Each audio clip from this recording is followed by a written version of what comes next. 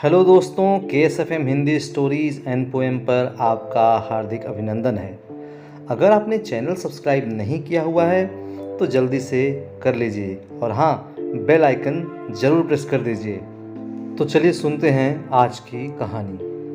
साल 1968 में रामेश्वर नाथ काओ की पहल पर रॉ का गठन हुआ, जिसका काम अंतर्राष्ट्रीय स्तर पर खुफिया जानकारी एकत्र करना रहा। इन सबके बीच मुख्य फोकस पाकिस्तान और चीन पर रहा, क्योंकि चीन लगातार भारत के खिलाफ पाकिस्तान को सामरिक दृष्टि से मदद दे रहा था। भारत ने साल 1956 में ही पहला परमाणु रिएक्टर बना लिया था और साल 1964 आते आते प्लूटोनियम संवर्धन की काबिलियत भी हासिल कर ली थी। इससे पाकिस्तान तिलमिलाया हुआ था। 70 के दशक में रॉ ने अपना पूरा नेटवर्क पाकिस्तान में फैला दिया था। इसी दौरान पता चला कि चीन और फ्रांस की मदद से पाकिस्तान ने भी रावलपिंडी के कहूटा में खुफिया परमाणु संयंत्र शुरू किया है। इसके पीछे पाकिस्तान के परमाणु कार्यक्रम के पितामह वैज्ञानिक AQ खान का दिमाग था।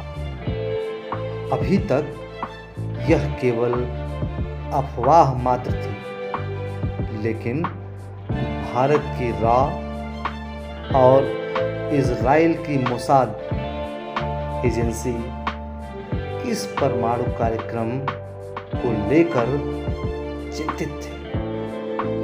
अमेरिका ने दबाव डाला तो फ्रांस ने भी पाक के मदद से अपने हाथ पीछे खींच लिए। अब समस्या यह थी कि आखिर इस अफवाह को स्पष्ट कैसे किया जाए। फिर रॉ ने एक नायाब तरकीब निकाली। उन्हें पता चला कि परमाणु संयंत्र में काम करने वाले लोगों के शरीर पर भी परमाणु विकिरण का असर पड़ता है। इसी क्रम में उन्होंने निगरानी कर एक नाई की दुकान से पाकिस्तानी वैज्ञानिकों के कटे हुए बालों को चुराया। वैज्ञानिकों के चुराए गए बालों के सैंपल में परमाणु विकिरण की पुष्टि होते ही स्पष्ट हो गया कि पाकिस्तान परमाणु हथियार बनाने का काम कर रहा था। फिर रॉ ने एक शख्स के माध्यम से पूरे संयंत्र का ब्लूप्रिंट भी हासिल कर लिया, लेकिन वह इसके बदले $10 लाख की मांग कर रहा था। लेकिन 1977 में आपातकाल के बाद भारत के प्रधानमंत्री मोरारजी देसाई बन चुके थे। उन्होंने रॉ के निदेशक RN काओ से कहा कि वह पाकिस्तान के आंतरिक मामलों में दखल न दें। साथ ही ब्लूप्रिंट के बदले पैसे देने से भी इनकार कर दिया।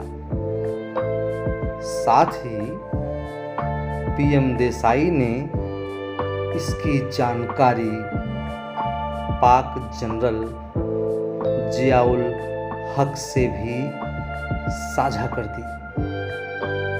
इसके बाद पाकिस्तान ने आईएसआई की मदद से रॉ के पूरे नेटवर्क को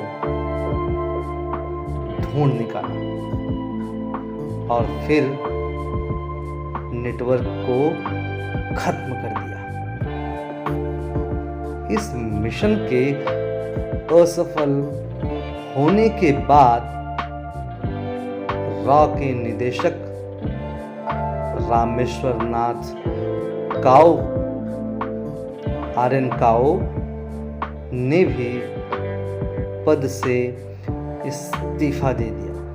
हालांकि साल 1981 में इंदिरा गांधी पीएम बनी तो इजराइल सीधे तौर पर कहूटा संयंत्र को बम से उड़ाना चाहता था, लेकिन CIA को इसकी भनक लग गई, जिसके बाद यह मिशन अपने काम को अंजाम नहीं दे पाया।